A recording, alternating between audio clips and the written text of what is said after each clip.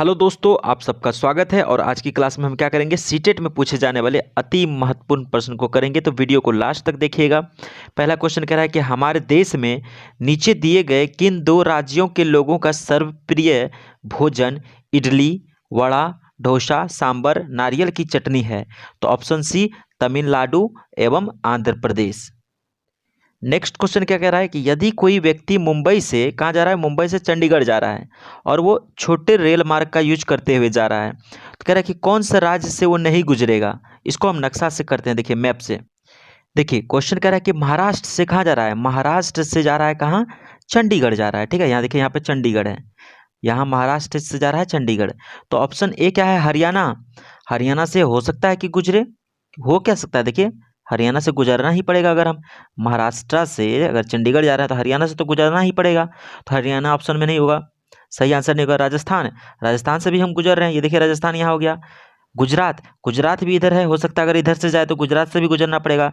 लेकिन एक ऑप्शन ऐसा है पंजाब। पंजाब देखिए चंडीगढ़ के ऊपर है, यानी कि अगर हम महाराष्ट्र से जा रहे हैं तो पहले चंडीगढ़ आएगा फिर पंजाब आएगा। तो हम जब रेलगाड़ी से जा रहे हैं तो चंडीगढ़ में ना उतर जाएंगे। तो कौन सा राज्य से हमको गुजरना नहीं पड़ेगा, पंजाब से हमको नहीं गुजरना पड़ेगा। ठीक है, option B will be our correct answer. तो आंसर क्या हो जाएगा, ऑप्शन बी। ठीक है दोस्तों, नीचे दिए गए किसी बालिका के उस कथन पर विचार कीजिए जो उसने किसी कैंप में आए विद्यार्थियों के समूह में दिया था। वो बालिका क्या कहती है कि मैं उस शहर से आई हूँ जो एक पहाड़ी क्षेत्र है, पहाड़ी क्षेत्र है। हमारे यहाँ वर्षा बहुत होती है और बर्फ भी बहुत पड़ती है। जब ठंड बहुत अधिक हो जाती है तब हमें धूप में बैठना पसंद है, अच्छा लगता है। हमारे घर पत्थर अथवा लकड़ी के बने होते हैं। ये कहाँ की विशेषता बतला रही है बच्ची, ये हिमाचल प्रदेश की बता रही है। Option D will be our correct answer. ये देखिए फिर आ गया रेल वाला, बहुत ही आसान क्वेश्चन। देखिए कानपुर रेलवे स्टेशन से नई दिल्ली रेलवे स्टेशन की दूरी कितना है, 432 किलोमीटर है। हमको कहाँ जाना है, हमको नई दिल्ली से रेलवे स्टेशन से हमको देखिए 18 दिसंबर 2021 को हमको कब निकलना है, 11:45 रात में निकलना है। हमें निकलना है, कहाँ के लिए निकलना है हमको, कानपुर के लिए। नई दिल्ली से कहाँ के लिए निकलना है, कानपुर के लिए। कानपुर हम कब पहुँच रहे हैं, 19 दिसंबर को 2021 को 7 बजे सुबह में पहुँच रहे हैं। तो हमसे पूछ रहा है कि ट्रेन की यात्रा की औसत चाल क्या होगी। तो देखते हैं इसका सॉल्यूशन हम। उस आदमी को देखिए, उस आदमी को कहाँ से गुजरना था, देखिए 18 तारीख को निकलना था और 19 तारीख को उसको पहुंचना था। कहाँ से, नई दिल्ली से कानपुर के लिए। टोटल दूरी 432 किलोमीटर है। अब ये बताइए हमको कि 18 तारीख को जो वो रात को निकला है 11:45 में, तो उस तारीख में उसके पास कितना समय बचा है, 15 मिनट बचा है कि नहीं बचा है। तो ये 15 मिनट उस दिन का हो गया। अब नेक्स्ट क्या हो गया, 19 तारीख आ गया। अब 19 तारीख में वो कितना ट्रेवल किया है, 7 घंटा 45 मिनट। तो ई वाला यहाँ पे हम लिख दिए, 7 घंटा 45 मिनट लिख दिए। अब 45 मिनट 15 मिनट जोड़ेंगे तो क्या आ जाएगा, 7 घंटा 60 मिनट हो गया। अब हमको पता है कि 60 मिनट बराबर क्या होता है, 60 मिनट बराबर होता है 1 घंटा। तो 1 घंटा प्लस 7 घंटा कितना हो गया, टोटल 8 घंटा हो गया। स्पीड बराबर हमको क्या पता है, डिस्टेंस बट्टा टाइम। तो क्या किए, ऊपर हम डिस्टेंस लिख दिए कि 432 किलोमीटर होता है और नीचे हम क्या किए, टाइम लिख दिए। अब इससे इसको काटे तो कितना मरते हुए कटा, 54 मरते हुए, यानी 54 किलोमीटर पर आवर। लेकिन मेरा आंसर तो 54 किलोमीटर पर आवर है ही नहीं, आंसर है मीटर पर सेकंड में। तो हम क्या किए, 54 किलोमीटर पर आवर को 5/18 से गुना कर दिए और ये 18 से काटेंगे तो 18 या 54। तो ये 5 को 3 से मल्टीप्लाई किया तो क्या हो गया, 15 मीटर पर सेकेंड। आवर ऑप्शन कौन सा हो जाएगा, बी हमारा सही आंसर हो जाएगा।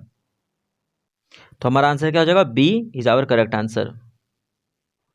नेक्स्ट क्वेश्चन क्या कर रहा है, निम्नलिखित में से ऐसे दो जानवर के समूह को चुनिए जिनके आगे के दांत जीवन पर्यंत वृद्धि करते रहते हैं, अतः वे अपने दांतों को बहुत लंबा ना होने देने के लिए वस्तुओं को कुतरते व काटते रहते हैं। कौन है, एक तो चूहा कुतरते रहता है और गिलहरी। तो आंसर क्या हो जाएगा, सी। सिंपल क्वेश्चन पूछा कि कन्नौज जो है कहाँ, कौन सा कहाँ का जिला है, तो उत्तर प्रदेश का। कन्नौज जो है एक जिला है, कहाँ का, तो उत्तर प्रदेश का। ऑप्शन डी हो जाएगा इसका करेक्ट आंसर।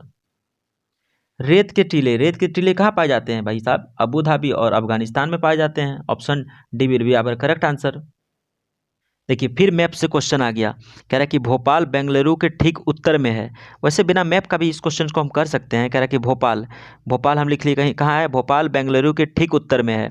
तो इधर क्या हो गया, उत्तर नॉर्थ, इधर साउथ, इधर वेस्ट, इधर ईस्ट हो गया। ठीक है, कह रहा है कि भोपाल बेंगलुरु बेंगलुरु के ठीक उत्तर में है, तो उत्तर इधर है, तो भोपाल, ये क्या हो गया भोपाल। ठीक है, और यहाँ पे क्या लिख लेते हैं हम, एक सेकेंड रुकिए। क्वेश्चंस को देखिए, इसको मैप से भी कर सकते हैं और नहीं हो मैप तो भी कर सकते हैं। मैप से हम कर रहे हैं ताकि आसान होगा। देखिए क्या हुआ, कह रहा है कि भोपाल जो है ना बेंगलुरु के ठीक उत्तर में है। तो भोपाल कहाँ आ गया, भोपाल कहाँ पे है, मध्य प्रदेश, यहाँ भोपाल। तो भोपाल किसके उत्तर में है, बंगलोर का। बंगलोर कहाँ पे आ गया मेरा, कर्नाटक का राजधानी बंगलोर। तो ये देखिए बंगलोर के उत्तर में कौन है, भोपाल है। और कह रहा है कि गांधीनगर भोपाल के ठीक पश्चिम में है। गांधीनगर कहाँ है, गुजरात जो है, भोपाल के ठीक पश्चिम में है। अब हमसे पूछ रहा है कि गांधीनगर के सापेक्ष बेंगलुरु की दिशा होगी, गांधीनगर के सापेक्ष बेंगलुरु की दिशा क्या होगी। देखिए एक तो इधर क्या हो जाएगा साउथ, और इधर न तीर है, इधर तीर होने का मतलब क्या हो गया, इधर है और इधर है, तो इधर क्या हो गया साउथ, और इधर क्या हो जाएगा ईस्ट। तो हमारा कौन सा ऑप्शन सही हो जाएगा, चलिए हम ऑप्शन पे चलते हैं, साउथ ईस्ट यानी दक्षिण पूर्व, C will be our correct answer. कह रहा है निम्नलिखित में से ब्रॉन्ज के बारे में सही कथन चुनिए। भाई साहब ये बहुत इंपॉर्टेंट क्वेश्चन, देखिए ब्रॉन्ज पूछेगा तो क्या होगा, ब्रॉन्ज क्या है, यह कॉपर और टिन का मिश्र धातु है। ऑप्शन सी हमारा राइट आंसर हो जाएगा। लेकिन ध्यान दीजिएगा एक बात, अगर आपसे ब्रास पूछ दे क्या, या तो ब्रॉन्ज पूछा है तो आंसर क्या हो गया, सी हो गया कॉपर और टिन। लेकिन अगर ब्रास पूछे तो क्या हो जाएगा, कॉपर और जिंक। याद रखिएगा ब्रास पूछे तो क्या हो जाएगा, कॉपर जिंक, ऑप्शन डी हो जाएगा। लेकिन हमसे पूछा है क्या, यहाँ पे पूछा है हमसे क्या, वो पूछा है ब्रॉन्ज। तो ब्रॉन्ज क्या हो जाएगा, ऑप्शन सी कॉपर और टीन का मिश्र धातु है। नीचे दिए गए उस मिलान को चुनिए जो तदनुरूपी खाद्य वस्तु के संरक्षण के सही ढंग को प्रदान नहीं करता है। भाई सेब और मुरब्बा का किया जाता है, अचार का भी संरक्षण किया जाता है, दाल पापड़ का भी किया जाता है, लेकिन ये दूध पनीर का संरक्षण बहुत दिन तक नहीं किया जा सकता है। हमारे देश के किस भाग में लोगों के रहने के लिए बड़े तिकोने रेबो टेंट, टेंट जो होता है इसका नाम रेबो है कहते हैं, और जानवर के पालने की जगह को क्या बोलते हैं, लेखा कहते हैं। कहाँ पे है ये भाई साहब, ये लेह लद्दाख, लेह लद्दाख पे हमने पूरा वीडियो बना रखा है। अगर आपने नहीं देखा है तो मैं लिंक डिस्क्रिप्शन में दे दूंगा, जाके आप देख सकते हैं। हमारे देश में संघ शासित प्रदेश जो है, केंद्र संघ शासित प्रदेश है, कितने हैं भाई साहब, 8 हैं, option C is correct answer. अब देखिए ये नक्शा वाला क्वेश्चन है, मैप वाला क्वेश्चन है। मैप वाला क्वेश्चन को हम कैसे करेंगे, कह रहा है नीचे दिए गए 3 राज्यों के समूह को चुनिए जिसके सभी राज्यों के समुद्र तट अरब सागर से स्थित हो। तो इसके लिए हमको मैप ध्यान में होना चाहिए, तो चलते हैं मैप से देखते हैं। ऑप्शन ए में ही है, केरल है, कर्नाटका है, और क्या है, महाराष्ट्र है। तो option A is our correct answer. ये देखिए ये अरब सागर पे है ना, अरब सागर की तरफ है या नहीं है, देखिए ये अरब सागर की तरफ है। ये जो देखिए केरल, केरल कहाँ पे है दोस्त, केरल यहाँ पे है, और कर्नाटका यहाँ पे है, और महाराष्ट्र यहाँ पे है। ये अरब सागर पे है या नहीं है, तो ए इज आवर करेक्ट आंसर। तो केरल, कर्नाटक और महाराष्ट्र जो है, इसका जो है समुद्र तट कौन सा है, अरब सागर है। छऊ नृत्य, छऊ नृत्य किस राज्य में है, छ से छऊ, देखिए छ से छत्तीसगढ़, याद रखिए छ से छत्तीसगढ़, छऊ नृत्य छत्तीसगढ़ में है। कह रहे कि केचुओं के बारे में नीचे दिए गए कथनों पर विचार कीजिए। केचुए खेत में छेद बनाते हैं, बिल्कुल बनाते हैं, जो वायु और जल को मृदा तक पहुंचाने के लिए आसान रास्ता प्रदान करते हैं। ये बिल्कुल ऑप्शन भाई सही है। ठीक है, छेद बना देता है जिसके कारण क्या होता है, हवा और पानी आराम से वहां तक पहुंच जाता है। केचुए खेत में छेद बनाकर जमीन को पोली बना देते हैं, बिल्कुल बना देते हैं भाई साहब। लेकिन केचुए मुख्य फसल को खरपतवार से बचाती है ना, ये खरपतवार से नहीं बचाती है। ठीक है, केचुए का मल मृदा को उर्वर उपजाऊ बनाते हैं, बिल्कुल सही बात है, बिल्कुल सही बात है, डी। तो देखिए कि ए बी और डी किस में है, ए बी डी देखिए किस में है, option D is our correct answer. कह रहा है कि मिश्रित लर्निंग मोड में, मिश्रित लर्निंग मोड में ईवीएस पढ़ने के फायदे। अगर हम मिश्रित लर्निंग मोड में ईवीएस पढ़ाते हैं तो क्या फ़ायदा है, विद्यार्थी कहीं से भी कक्षा में शामिल हो सकते हैं, क्या बताइए होगा कि नहीं होगा, हाँ हो सकते हैं भाई, ऑनलाइन हो सकते हैं ना, कहीं से भी, दिल्ली मुंबई पंजाब से। अगर मिश्रित लर्निंग मोड है तो कहीं से भी बच्चे शामिल हो सकते हैं, सही बात है। अब देखिए विद्यार्थी को शिक्षक एवं साथियों से बातचीत करने का मौका मिलता है, बिल्कुल मिलता है। अब देखिए विद्यार्थियों को कक्षा के दौरान चौकन्ना रहने की आवश्यकता नहीं है, आवश्यकता है भाई, चौकन्ना न रहिएगा तो क्या मिलेगा, घंटा कुछ नहीं मिलने वाला है, तो चौकन्ना रहने की बहुत ज़रूरत है। डी ऑप्शन, विद्यार्थी अपने ऑनलाइन से सीखी हुई बातें घर समुदाय में पूरक गतिविधि से पूरा कर सकते हैं, बिल्कुल कर सकते हैं। तो देखिए ए, बी और डी किस में है? A, B, D, option C is our correct answer. निम्नलिखित में से कौन सी वीडियो कॉन्फ्रेंसिंग ऐप के माध्यम से ईवीएस पढ़ाने के समकालिक शिक्षण की विशेषता है? विद्यार्थी किसी भी समय कक्षा में शामिल हो सकते हैं। ये कौन सी बात हुई भाई? वीडियो कॉन्फ्रेंसिंग, इसका मतलब क्या हो गया? शिक्षक और विद्यार्थी वास्तविक समय में बातचीत करने में सक्षम है। तो ये मैं इसके साथ जाना चाहूँगा, ऑप्शन बी के साथ, क्योंकि ये थोड़ी कोई बात होगा कि विद्यार्थी किसी भी समय कक्षा में शामिल हो सकते हैं। कक्षा का एक टाइम होता है भाई, बीच में आएगा तो उसको कंसेप्ट समझ में नहीं आएगा। सी क्या कह रहा है? जब भी वे शामिल होते हैं विद्यार्थी को ऑनलाइन क्लास का पाठ्य वस्तु मिल जाता है। ये ऑथेंटिक बात नहीं है। बात यह है कि शिक्षक और विद्यार्थी वास्तविक समय मतलब रियल टाइम में जब दोनों लाइव हैं में बातचीत करने में सक्षम है। तो ऑप्शन बी इसका आंसर हो जाएगा। स्वाति जो है ना, कक्षा 4 की एक ईवीएस शिक्षिका ने कई तरह के पौधे जैसे कि घास, बांस, गुलाब, केला, बरगद, ताड़ के पेड़ का वीडियो दिखाती है, ठीक है। और सभी पेड़ पौधों के आकार, पत्तों, तने और फूलों के बारे में विद्यार्थियों से चर्चा करती है, ठीक है। इस गतिविधि से वो क्या करना चाहती है? सबसे उपयुक्त उद्देश्य विद्यार्थियों का ध्यान आकर्षित करना डैश की तरफ है। क्या चाहती है वो? किसकी तरफ ध्यान आकर्षित करना चाहती है? पौधों के भाग, ठीक है, बट देखते हैं आगे, देखते हैं पौधों और पेड़ों के बीच अंतर, ठीक है, ये भी देखते हैं आगे, देखते हैं पेड़ और पौधों के वर्ग के, देखिए पेड़ पौधों का जो वर्ग है ना उसके भीतर मौजूद भिन्नता को बताना चाहता है। पेड़ पौधों के वर्ग के भीतर मौजूद भिन्नता को। तो ऑप्शन क्या हो जाएगा? सी। रीता एक ईवीएस शिक्षिका थीम खाद पढ़ाते हुए कक्षा 5 के विद्यार्थियों को पड़ोस के घरों में विभिन्न खाद्य संरक्षण विधियों का सर्वेक्षण करने के लिए कहती है। इस सर्वेक्षण का सबसे अधिक उपयुक्त उद्देश्य क्या होगा? भाई साहब, हम बच्चों को जो थीम पढ़ा रहे हैं कि खाद्य वाला थीम जो पढ़ा रहे हैं उसमें खाद्य संरक्षण की विधियों का सर्वेक्षण करने के लिए कहते हैं। तो इसका मतलब अधिक उपयुक्त उद्देश्य क्या हो सकता है? विभिन्न व्यक्तियों के प्रति संवेदनशील बनाना। बताइए होगा कि नहीं होगा? हाँ, संवेदनशील जाएगा तो बातचीत करेगा तो संवेदनशीलता तो आएगी ना। बी देखिए, बी ऑप्शन क्या करे? सर्वेक्षण करने के कौशल क्षमता का आकलन। भाई साहब, हमको कोई आकलन पाकलन नहीं करना है। जहां देखेंगे ये सब वर्ड ये नेगेटिव हो जाएगा, तो बी ऑप्शन ऐसे ही खत्म हो गया। सी देखते हैं क्या करा है सी में? समुदाय के प्रत्यक्ष रूप से जानकारी एकत्र करने का अवसर प्रदान करना। बिल्कुल प्रत्यक्ष रूप से हम पूछ रहे हैं जाके, ये चाची बताओ, तो चाची बताती है, तो प्रत्यक्ष रूप वाली बात हो गई। समुदाय के साथ बातचीत करने का अवसर प्रदान करना, बिल्कुल अवसर प्रदान करते हैं। तो देखिए कौन सा इसका आंसर हो जाएगा? देखिए इसका हो जाएगा ए भी हो जाएगा, सी भी हो जाएगा, डी भी हो जाएगा, बी नहीं होगा दोस्त इसका। तो इसका आंसर क्या हो जाएगा? ऑप्शन बी, ठीक है, क्योंकि ये वाला जो बी था ये रॉन्ग है। तो ए, सी, डी क्या है? सही है। तो आंसर क्या हो जाएगा? ये बी वाला ऑप्शन। वर्तमान पाठ्यचर्या के अनुसार प्राथमिक स्तर पर ईवीएस के उद्देश्य कौन से हैं? प्राकृतिक, सामाजिक और सांस्कृतिक वातावरण के बीच संबंधों का पता लगाने और समझ विकसित करने के लिए विद्यार्थियों को प्रशिक्षित करना। बिल्कुल सही बात है कि प्राकृतिक, सामाजिक, सांस्कृतिक वातावरण के बीच संबंधों का पता लगाने के और समझ को विकसित करने के लिए विद्यार्थियों को प्रशिक्षित करना। बिल्कुल ये क्या है? सही आंसर है। और देखिए दूसरा क्या कह रहा है? विद्यार्थियों को पर्यावरण संबंधित मुद्दों के बारे में जागरूकता विकसित करना। ये भी बिल्कुल सही है। तो ए भी सही है, बी भी सही है। आगे देखते हैं।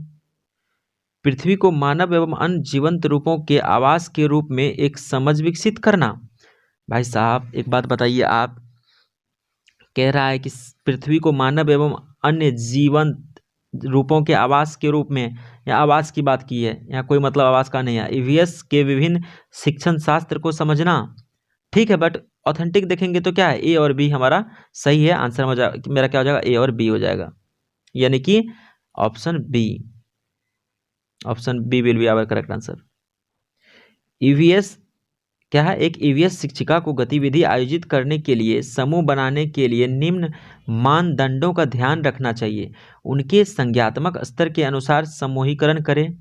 नहीं भाई, संज्ञान के हिसाब से हम नहीं करेंगे कि कोई तेज है, ये भूगोल है, ये सब बात बेकार है। लिंग के आधार पर नहीं, ये भी बकवास है।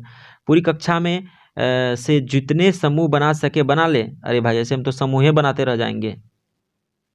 ऑप्शन डी क्या कर रहा है, समूहों के बीच सहभागिता एवं प्रतिभागिता के आधार पर समूह बनाए। देखिए क्लास में क्या होता है ना, कुछ बच्चों का मेल मिलाप कुछ बच्चों से रहता है, तो क्या होना चाहिए कि जो जिसका पार्टनर है ना उसी टाइप से क्या करेंगे, हम समूहों के बीच में सहभागिता एवं प्रतिभागिता के आधार पर समूह बना देंगे। हमारी एक मैम है, तो वो मैम क्या करती है ना कि देखती हैं कि कौन कौन एक साथ रहता है, तो उनको मतलब एक साथ काम दे देते हैं। तो वही यहाँ कंसेप्ट है कि समूहों के बीच सहभागिता एवं प्रतिभागिता के आधार पर समूह बनाएं। ऑप्शन डी क्या हो जाएगा, राइट आंसर हो जाएगा। प्राथमिक स्तर पर ईवीएस के पाठ्यचर्या की प्रकृति है। भाई साहब कैसी प्रकृति, देखिए ईवीएस जब भी आएगा ना थीम आधारित जहां रहेगा, आप ऊपर वाले का नाम लेकर टिक कर दीजिएगा। थीम आधारित देखिए किसमें, ऑप्शन ए में ही देखने के लिए मिल गया, समावेशी प्रासंगिक ये सब ठीक है, लेकिन थीम आधारित मिला कि हम इस पर टिक करके चल जाएंगे। कहीं और भी है थीम आधारित क्या, नहीं है, और कहीं है, नहीं है। ऑप्शन बी में नहीं है कहीं, ऑप्शन सी में नहीं है, ऑप्शन डी में नहीं है, लेकिन ऑप्शन ए में थीम आधारित है, तो ऑप्शन ए हमारा करेक्ट आंसर हो जाएगा। कहानियों के माध्यम से ईवीएस अवधारणा को पेश करने के लिए एक शिक्षक को निम्नलिखित बातों का ध्यान रखना चाहिए। कहानियों के माध्यम से अगर हम ईवीएस अवधारणा को पेश कर रहे हैं तो हमें क्या ध्यान रखना चाहिए, कहानियों को किसी अवधारणा के बारे में गलत फहमी की रचना नहीं करनी चाहिए। ऐसा कहानी मत सुना दीजिए कि बच्चा को लगे कि सच में भूत होता है, सच में ये लोग खराब होते हैं, ये धर्म अच्छा होता है, ये धर्म बुरा होता है। तो कहानी अच्छा होना चाहिए, गलत फहमी पैदा करने वाला नहीं होना चाहिए। कहानी को लिंग, जाति, धर्म और अन्य सामाजिक समूहों से संबंधित कोई रूढ़िवादिता विचारों को चित्रित नहीं करनी चाहिए, रूढ़िवादी नहीं होनी चाहिए। कहानी मजेदार व मनोरंजक होना चाहिए, लेकिन उससे आगे देखते हैं, कहानी ऐसी होनी चाहिए कि विद्यार्थी उससे जुड़ाव महसूस करे। अगर जुड़ाव महसूस कर रहा है तो ऑटोमेटिक है कि मजेदार होगा, मनोरंजक होगा। तो हमारा क्या आंसर हो जाएगा, सी को छोड़ के देखिए, सी किस में है, इसमें है तो ये काट देंगे, इसमें है तो ये भी काट देंगे, इसमें है तो ये भी काट देंगे, तो हम किसके साथ चले जाएंगे, ए बी और डी के साथ। हमारा राइट आंसर क्या हो जाएगा, 83 का सी हो जाएगा दोस्त। ईवीएस शिक्षक अपने विद्यार्थियों में मानचित्र कौशल को मन में बैठाने के लिए निम्न क्रियाकलापों में से किनको करने के लिए कहेगी। मान लीजिए आप ईवीएस के क्या है, टीचर हैं, तो अपने बच्चों को याद कराने के लिए क्या करेंगे, मानचित्र में बुनियादी दिशाओं का पता लगाना, बिल्कुल कि ऊपर नॉर्थ होता है, नीचे साउथ, इधर वेस्ट, इधर ईस्ट होता है, इतना तो बताएंगे ना बच्चों को। अब देखिए क्या बताएंगे, मानचित्र में बुनियादी दिशाओं का पता लगाने के लिए, सही है, अमानकीकृत मानचित्र बनाना, अमानकीकृत। देखिए अमानकीकृत इसलिए बनाएंगे क्योंकि तब ना बच्चा समझेगा, टेढ़ा मेढ़ा बना के कि ऐसे ऐसे ऐसे ऐसे भारत का होता है, तब धीरे धीरे जाकर के उसमें परफेक्शन आएगा। तो ये भी क्या है, सही है। आगे देखिए ऑप्शन सी, सी में क्या करा, अपने बनाए गए मानचित्र में प्रतीकों का उपयोग करना, बिल्कुल प्रतीक का उपयोग करेंगे। पुल के लिए क्या करेंगे, पत्ता के लिए हम कलम के लिए क्या करते हैं, इस तरह से बना देते हैं ना कि छोटका कलम, इस टाइप से कुछ, तो ये भी सही है। डी देखिए, मानकीकृत सार्वभौमिक प्रतीकों का उपयोग करते हुए मानचित्र की व्याख्या करना, ये भी सही बात है। स्टैंडर्ड सार्वभौमिक प्रतीक का, स्टैंडर्ड सिंबल का यूज करके हम कर सकते हैं मानचित्र की व्याख्या। तो चारों सही है, किसमें, option D is our correct answer. EVS शिक्षिका एक चर्चा के दौरान बताती है कि राजस्थान के गांव के लोग स्थानीय रूप से उपलब्ध सामग्री से अपना घर बनाते हैं, जबकि मुंबई जैसे शहरों में लोग सीमेंट, ईंट, कांच और टाइल्स जैसी सामग्री खरीदकर घर बनाते हैं। इस चर्चा के आकलन के लिए सीखने का प्रतिफल है। क्या बताना चाह रहे हैं टीचर, देखिए इसमें ये बताना चाह रहे हैं कि तुलना कर रहे हैं, क्या कर रहे हैं, तुलना करना चाहते हैं, और तुलना करके विश्लेषण कर रहे हैं, तुलना करके हमें बता रहे हैं विशेषता। तो हमारा ये डी आंसर हो जाएगा। एक ईवीएस शिक्षिका चाहती है कि उससे विद्यार्थी अपनी पानी की बर्बादी करने वाले लोगों की विभिन्न, एक ईवीएस शिक्षिका ये चाहती है कि उसका विद्यार्थी जो है ना पानी की जो बर्बादी होती है करने वाले लोगों की विभिन्न दैनिक गतिविधि और व्यवहारों का पता लगाए। निम्न में से कौन सी रणनीति इन उद्देश्यों की पूर्ति करेगी, मतलब करने के लिए उपयुक्त है। देखिए जल से संबंधित वृत्त चित्र अरे फिल्म कोई बड़ी बात नहीं है। एक नाले पानी की निकासी का भ्रमण करना, भ्रमणे करते रह जाइएगा। पड़ोस में परिवार के साथ बातचीत करेंगे तो बातचीत करते रह जाएंगे। क्या करेंगे, ऑप्शन डी देखिए कितना सुंदर है। ऑप्शन डी क्या करा है, प्रतिदिन एक परिवार द्वारा उपयोग किए गए पानी की मात्रा का अनुमान लगाना, बिल्कुल जाएंगे उससे बातचीत करेंगे, सही बात है, लेकिन अनुमान भी तो लगाएंगे ना हम। निम्नलिखित में से कौन सा प्राथमिक स्तर पर पर्यावरण शिक्षा का अभिन्न घटक है। अभिन्न घटक क्या हो सकता है दोस्त, बच्चों का वातावरण, बच्चों को कैसा आप माहौल दे रहे हैं ना, वो बहुत मतलब रखता है। ये देखिए ईवीएस शिक्षक के रूप में आप प्राथमिक कक्षाओं के पाठ्यपुस्तक के चयन में किन मानदंडों को सबसे महत्वपूर्ण देंगे? अगर आप ईवीएस के क्या हैं, टीचर हैं, तो आप अगर पुस्तक देख रहे हैं तो पाठ्य पुस्तक में क्या चीज़ को आप महत्वपूर्णता देंगे? पाठ्य पुस्तक में लिंग, जाति, धर्म से संबंधित कोई रूढ़िवादिता नहीं होनी चाहिए। बिल्कुल सही बात है, नहीं होनी चाहिए। पाठ्य पुस्तक में भाषा मानक, स्टैंडर्ड जैसे आया है मानक, तो इसको काट दीजिएगा ऑप्शन को। कोई यहाँ स्टैंडर्ड ही नहीं मारना है, हीरो हीरोइन नहीं बनना है। ऑप्शन सी पढ़िए। ऑप्शन सी क्या कह रहा है? पाठ्य पुस्तक की कीमत कम और पतली होनी चाहिए। पतली दुबली नहीं होनी चाहिए, पतली कमरिया नहीं चल रहा है। पाठ्य पुस्तक सचित्र और आकर्षित होनी चाहिए। बिल्कुल सही। तो ए और डी कहाँ पे? देखिए ए और डी ए में है, तो यही हमारा क्या हो जाएगा? आंसर हो जाएगा। कक्षा 5 के विद्यार्थी के लिए लिंग, जेंडर रूढ़िवादिता सिखाने के लिए निम्न में से कौन सा संसाधन सबसे उपयुक्त होगा? कौन सा संसाधन उपयुक्त होगा? आप ही सोचो। देखिए, सदस्यों के बीच कार्य आवंटन का पता लगाने के लिए घरों का सर्वेक्षण, सही है कि नहीं है? फिर से पढ़िए क्वेश्चन नंबर। कक्षा 5 के विद्यार्थियों के लिए लिंग, जेंडर रूढ़िवादिता सिखाने के लिए निम्न में से कौन सा संसाधन सबसे उपयुक्त होगा? जब हम छोटका बच्चा थे ना, जब हम छोटे थे, तो हमारे सरकारी स्कूल के टीचर हमको भेज देते थे ये सब काम करने के लिए, और हम जाते थे, मजे में करके आते थे, नस्तों उधरे कर लेते थे। तो ऑप्शन ए क्या कह रहा है? सदस्यों के बीच कार्य आवंटन का पता लगाने के लिए घरों का सर्वेक्षण। बिल्कुल सही ऑप्शन है भाई। इससे मस्त और क्या हो सकता है? सर्वेक्षण कर रहे हैं। अखबार से लिंग सशक्तिकरण, अखबारें पढ़ते रह जाइएगा। सफल महिलाओं की कहानी, ठीक बात है, बट उतना भी ऑप्शन ए क्या हो जाएगा? इसका राइट आंसर हो जाएगा। ईवीएस शिक्षक के रूप में आपको अपने विद्यार्थी के रिपोर्ट कार्ड में प्रक्रिया कौशल में दक्षता के स्तर का विवरण देता है। आपका कोई विद्यार्थी है, उसका प्रक्रिया कौशल में दक्षता के स्तर का विवरण कौन दे सकता है? निम्न में से कौन सी रिपोर्टिंग सबसे उपयुक्त होगी? आप ही बताइए। उसका ग्रेडिंग करेंगे ना, विवरणात्मक, न नेतागिरी नहीं करना है हमको, संख्या में ग्रेडिंग ना, क्या करें? उसका क्रम निर्धारण मापनी करेंगे। क्या करेंगे हम? क्रम निर्धारण मापनी करेंगे। Answer C is our correct answer. दोस्तों, अगर आपको कंसेप्ट समझ में आ रहा है, आपका सपोर्ट की ज़रूरत है, आप सपोर्ट बनाए रखें। मैं कोशिश करूँगा कि आप लोग को अच्छे कंटेंट प्रोवाइड कर सकूँ। मेरे साथ बने रहने के लिए बहुत बहुत धन्यवाद।